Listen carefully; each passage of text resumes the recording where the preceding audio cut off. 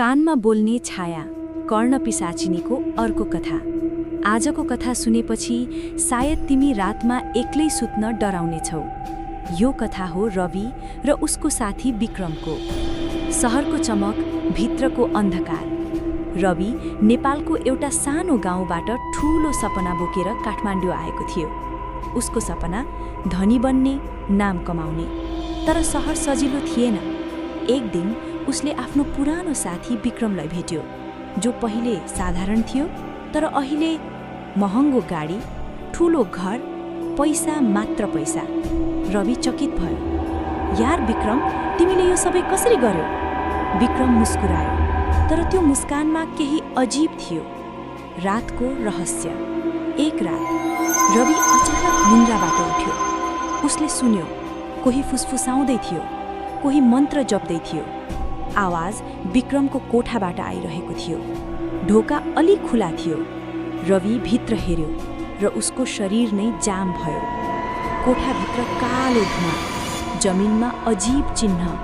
विक्रम आँखा बन्द गरेर बसेको र उसको कान नजिक कुनै अदृश्य छाया फुसफुसाउँदै। रवि डरले चिच्यायो, विक्रम, यो के हो?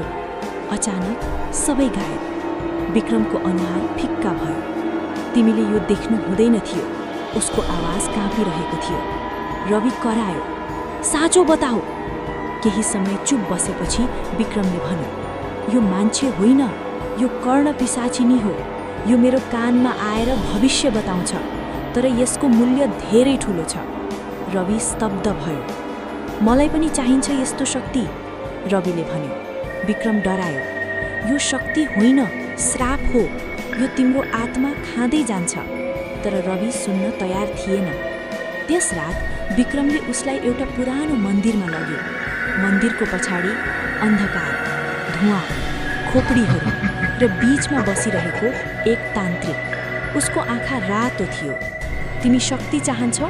उसले सोध्यो। रविले टाउको हल्लायो। त्यसको मूल्य तिम्रो शान्ति हो। साधनाको सुरुवात। तान्त्रिकले एउटा कालो यन्त्र दियो।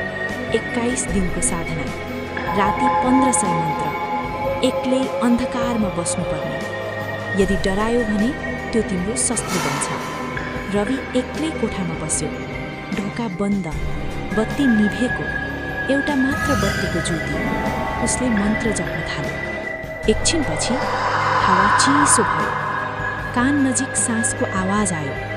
रवि, उसले आँखा खोल्यो। कोही थिएन, तर आवाज फेरि आयो। म आएको छु। रवि डरले काँप्यो, तर उसको मनभित्र लोभ अझै जीवित थियो। के उसले साधना पूरा गर्न सक्छ? के त्यो छाया वास्तवमै उसलाई शक्ति दिन्छ? कि उसको जीवनै मिल्छ? कथा जारी रहनेछ।